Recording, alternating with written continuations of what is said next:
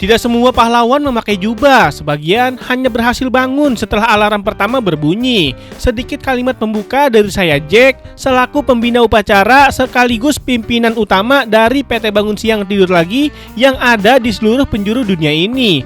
Dan pada kesempatan kali ini, saya akan merangkum sebuah film yang sangat menegangkan berjudul The World Wide Tremble yang dirilis pada tahun 2025 kemarin, di mana film ini diangkat dari kisah nyata yang menceritakan perjuangan pelarian narapidana hukuman seumur hidup dengan cara dan pengorbanan yang sangat menegangkan. Penasaran dengan bagaimana alur filmnya?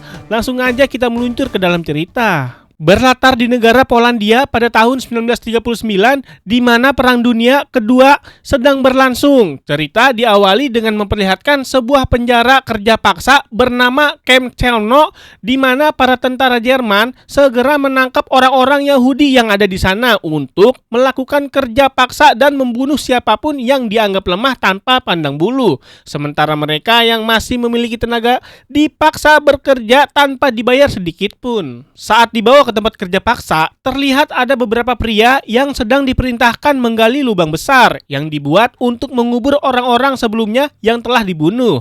Karena beban pekerjaan yang sangat berat setiap harinya, membuat salah satu tahanan bernama Wolf mencoba kabur dari penjara ini, di mana beliau dengan sengaja mematahkan sekopnya sebagai pengalihan para penjaga, tapi karena tindakannya, ia pun segera digebuk oleh penjaga. Namun rekannya yang bernama Monique segera memanfaatkan hal tersebut dan mengambil pisau yang sudah Wolf sembunyikan. Tak lama kemudian, Wolf dan kedua rekannya yang bernama Solomon dan juga Michael segera dibawa ke tempat lain untuk membantu dalam tugas terkait napi yang hendak dikirim ke sini. Di tengah perjalanan itu, Wolf pun mengajak Solomon dan Michael untuk kabur dari penjara. Karena diketahui kalau besok para tentara Jerman akan membawa mereka ke tempat lain. Tapi mereka berdua menolak ajakan beliau karena dirasa rencananya tidak cukup matang. Tapi Wolf terus meyakinkan mereka untuk mau ikut mencoba kabur daripada tidak mencoba sama sekali. Setibanya di tempat tujuan, mereka diminta untuk menyambut para tahanan baru dan membawa barang-barang milik mereka. Tak lama, sebuah mobil datang membawa puluhan tahanan dan mereka segera disambut oleh kepala sipir di penjara yang memberi kabar baik bagi seluruh tahanan yang baru datang. Di sini beliau mengatakan kalau mereka akan dibawa ke tempat lain untuk dipekerjakan di sebuah pabrik dan di sana mereka akan mendapatkan makanan yang cukup serta tempat tinggal yang layak. Kepala sipir pun menyuruh mereka untuk menyerahkan semua barang-barangnya. Karena sebelum dibawa dan dipekerjakan di pabrik, barang bawaan mereka harus diperiksa terlebih dahulu dan akan segera dikembalikan jika tidak ada hal yang mencurigakan. Saat mereka dibawa ke dalam, Wolf secara nggak sengaja melihat sebuah pensil di atas meja dan segera mengambilnya. Setelah mengecek semua barang bawaan yang ada, para tahanan segera dibawa keluar dan diarahkan untuk masuk ke dalam sebuah truk yang tujuannya untuk membersihkan tubuh mereka semua karena sudah pada bau matahari. Dan sebuah selang disambungkan ke mobil air yang ternyata selang tersebut berisikan gas beracun yang memang sejak awal sudah direncanakan untuk membunuh mereka semua. Sekembalinya mereka ke lubang kuburan para tahanan, semua yang ada di dalam mobil sudah tewas saat pintu mobil tersebut dibuka. Yang kemudian tentara Jerman menyuruh mereka untuk menyeret semua mayat itu ke dalam lubang besar yang telah mereka gali sebelumnya.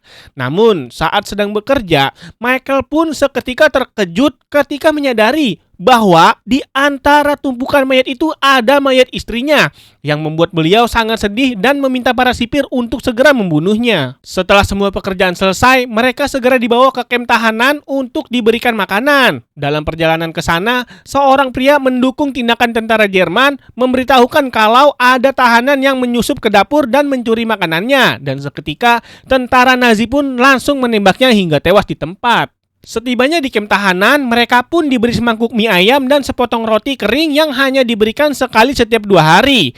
Ketika mereka sedang makan, Wolf kembali mengajak mereka bertiga untuk ikut dalam rencana pelariannya yang ia akan lakukan besok. Di sini, Solomon dan Michael memutuskan untuk ikut bergabung karena dirasa kerja paksa di sini sangatlah tidak mengenal kata ampun.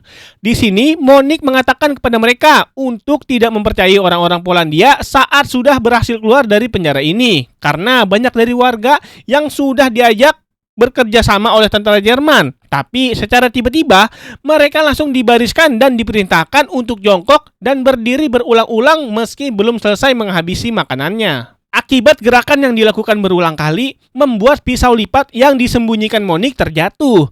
Mengetahui kalau Monik menyembunyikan pisau, kepala sipir pun langsung menyuruh bawahannya untuk mengeksekusi Monik saat itu juga. Kemudian Leng menyuruh semua tahanan merayakan kematian Monik, dan ia juga memanggil seorang pemain biola serta seorang gadis penari. Karena takut ditembak mati, si gadis pun terpaksa menari bersama para tahanan. Saat mereka sedang menari, salah seorang anak buah kepala sipir tak sengaja menembakkan pistolnya dan tak sengaja malah membunuh si penari, dan membuat kepala sipir yang belum puas mengejek para tahanan menjadi murka kepada anak buahnya. Merasa masih belum menginjak semua harga diri mereka, kepala sipir pun menyuruh para tahanan berbaris sambil memegang botol di atas kepala mereka, yang kemudian beliau menyuruh anak buahnya agar menembaki botol yang ada di kepala para tahanan. Tapi ternyata ada salah seorang tentara Jerman yang tidak menyukai keberadaan Wolf dan sengaja menembak lehernya yang membuat Wolf terjatuh. Sesaat sebelum menjadi almarhum, Wolf segera menyelipkan sebuah pensil yang selama ini ia simpan ke tangan Solomon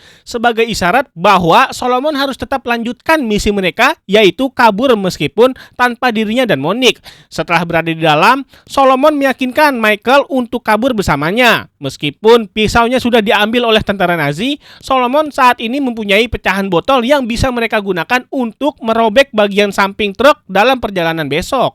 Kemudian Solomon pun memberitahu yang lain bahwa besok dalam perjalanan ia akan kabur bersama Michael dengan melompat dari truk. Dan di sini Solomon sempat mengajak salah seorang dari mereka yang bernama Goldman untuk ikut kabur bersamanya. Namun, Goldman yang tidak memiliki nyali malah menolak karena takut mereka kembali tertangkap dan dibunuh jika ketahuan kabur. Tetapi Solomon dan Michael yang sudah muak dengan semua kondisi di penjara ini mengatakan bahwa dirinya tak hanya akan melarikan diri saja, tapi ia juga ingin membawa nama-nama para korban yang telah mati dibantai oleh Nazi di kamp penjara gila ini. Pada keesokan harinya, mereka pun menaiki truk pengangkut untuk kembali ditugaskan menggali lubang pemakaman di tempat lain. Demi membantu rencana Solomon dan Michael, Goldman pun mengalihkan perhatian tentara Nazi dengan berpura-pura meminta sebatang rokok. Melihat pengalihan Goldman masih tidak cukup, kemudian salah satu temannya pun ikut mengalihkan perhatian. Dan tanpa buang-buang waktu, saat itu juga Solomon pun langsung merobek kain penutup truk dan melompat kabur masuk ke dalam hutan. Mereka berdua pun terus berlari sekuat tenaga demi bisa kabur untuk menghilangkan jejak. Mereka pun akhirnya terpaksa melompat ke dalam sungai meski dengan suhu yang sangat dingin. Setelah berhasil menepi, Michael mengatakan bahwa kakinya telah tertembak, yang ternyata bukan hanya Michael saja. Solomon pun juga merasa kalau kakinya telah patah saat melompat dari truk. Meski kondisi kaki mereka cukup parah, mereka harus terus melanjutkan perjalanan agar semua pengorbanan yang sudah dilakukan tidak sia-sia. Di tengah perjalanannya, mereka dihadang oleh seekor serigala. Namun, ketika Solomon mengambil satu batang kayu, serigala itu pun langsung kabur. Tak lama, pasukan Jerman melintas ke tempat tersebut dan mencari keberadaan mereka. Setelah pasukan Jerman berhasil digocek, mereka pun kembali melanjutkan perjalanan hingga menemukan sebuah gubuk yang entah siapa pemiliknya. Yang kemudian, mereka pun masuk secara diam-diam ke dalam kandang di belakang rumah itu untuk beristirahat. Namun sialnya, ternyata rumah itu milik seorang tentara Jerman yang baru saja sampai di rumah mengendarai sepeda motornya. Lalu istrinya segera pergi ke kandang untuk mengecek kondisi di sana. Merasa mereka dalam bahaya, Solomon pun bersiap-siap menunggu kedatangannya sambil memegang celurit di tangannya. Namun tak disangka, ternyata wanita itu sangat baik kepada mereka, di mana beliau merahasiakan keberadaan mereka dari suaminya, sekaligus memberikan seragam milik suaminya agar mereka bisa menyamar. Bahkan, wanita itu juga menyuruh mereka untuk mengambil motor suaminya agar mereka bisa cepat kabur dari wilayah ini. Di tengah perjalanannya, mereka bertemu dengan sebuah truk pengangkut tahanan yang mengalami kecelakaan. Kemudian komandannya yang mengira kalau mereka adalah tentara Jerman meminta bantuan untuk mengeluarkan truknya yang terjebak di lumpur. Beres membantu truk tersebut, si komandan merasa curiga ketika melihat kondisi kaki mereka yang terluka. Tapi Solomon dengan tenang mengatakan bahwa mereka telah tertembak saat menjalankan tugas sebelumnya, di mana jawaban itu cukup meyakinkan si komandan hingga akhirnya ia memanggil dokter untuk memeriksa luka Michael. Setelah Michael selesai diobati, si komandan itu meminta mereka untuk ikut bersama rombongan tentara Jerman. Tetapi Solomon di sini menolak dan berkata kalau mereka saat ini sedang dalam tugas lain dan harus segera pergi dari sini. Sehingga komandan yang percaya kepada bualan mereka segera membiarkan mereka pergi. Yang tanpa basa-basi, mereka segera meluncur dengan kecepatan maksimal. Setelah menempuh perjalanan yang cukup jauh, mereka akhirnya tiba di tempat sebelumnya yang sudah direncanakan oleh Wolf sebagai tujuan pelarian. Meskipun tempat ini masih berada di bawah kendali Nazi, akan tetapi perlakuan terhadap para tahanan di sini tidaklah bengis seperti di kamp penjara mereka sebelumnya. Bahkan catatan mengatakan kalau belum ada satu orang tahanan pun yang dibunuh di sini. Kemudian mereka pun menyelinap dan mengetuk sebuah rumah untuk menanyakan di mana rumah seseorang yang bernama Rabi yang sudah direncanakan oleh Wolf. Lalu pria itu pun segera memberitahu alamat pastinya kepada mereka berdua, yang saat itu juga mereka segera meluncur ke lokasi yang diberikan dengan hati-hati. Tak lama setelah mereka berjalan, tibalah mereka di rumah Rabi yang segera menyuruh mereka masuk ke dalam, di mana beliau yang mengetahui kalau mereka berdua adalah tahanan perang, segera memberikan makanan dan menjamu mereka dengan hangat. Dan setelah kenyang, Solomon pun menceritakan semuanya bahwa mereka berasal dari Camp Selmo. Solomon menjelaskan bahwa ribuan tahanan orang Yahudi telah dibunuh dengan gas beracun di dalam truk tertutup, lalu dikubur massal di lubang yang mereka sendiri dipaksa untuk menggalinya, dan tujuan kedatangan mereka ke sini adalah untuk meminta Rabi menyebarkan kebenaran ini kepada dunia luar. Mendengar hal tersebut, Rabi tidak percaya dan mengira kalau semua yang diucapkan Solomon hanyalah omong kosong. Karena selama ini ia berada di sini, tak ada satupun tentara Nazi yang berlaku kasar atau kejam. Oleh karena itu, ia tak ingin mengambil resiko besar yang bisa mengorbankan komunitas Yahudi di sana. Melihat Rabi yang tak percaya, Solomon pun sangat marah dan menegaskan bahwa ini bukanlah omong kosong belaka, di mana Solomon pun langsung mengeluarkan daftar nama-nama korban yang telah mereka kuburkan sendiri di kamp tahanan tersebut.